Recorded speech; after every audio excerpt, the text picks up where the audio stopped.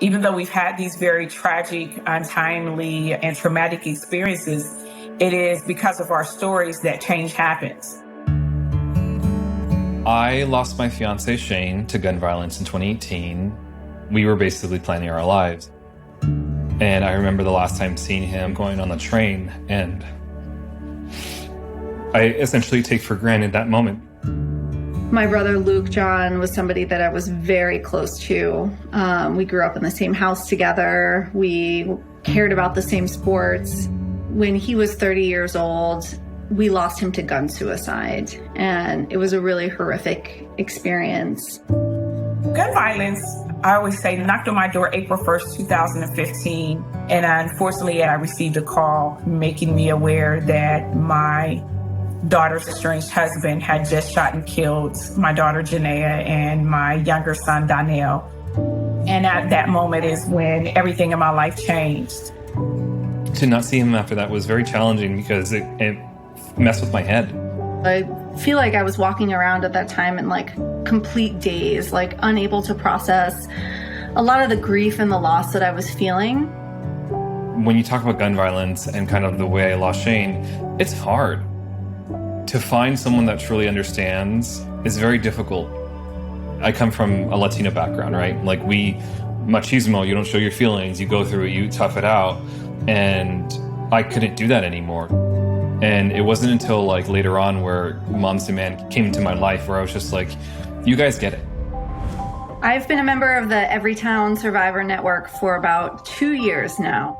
And very quickly, once I started to build relationships locally here in Westchester, New York, I was being asked if I wanted to say a few words in an event or if I wanted to connect with somebody else who was new to the network. I always answered those questions with a yes, and I started to learn that by sharing my own story and by doing some of the advocacy work, it was healing for me. I became a part of the Moms Demand Action Everytown Network probably a few months after I had lost Shane in 2018.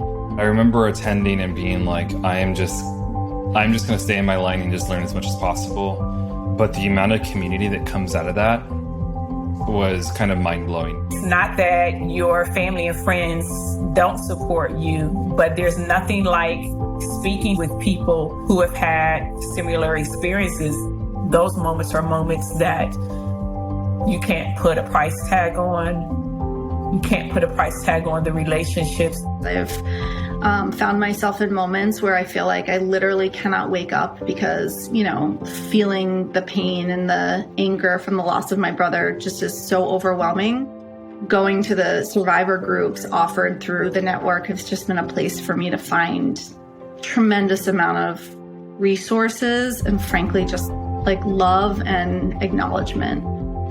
This group has just been so huge to me in keeping me present.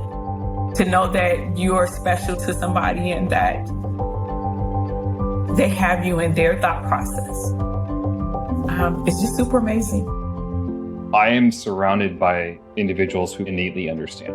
You get a sense of not being alone in this fight.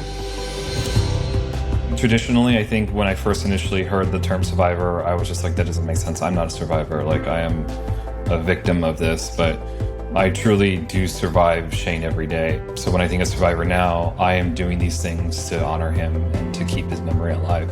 I think about how proud I am to be a survivor and to be part of a community of individuals that have so much courage and strength. It's important to share. It's important to share your story and to get involved because that's how we honor the ones we love.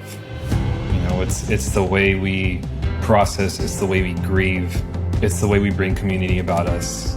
To have this many people holding you up, especially when you have so much weighing you down in terms of your loss and your grief, has been amazing. I always say I'm so grateful that I found it because I now know that I am simply not alone.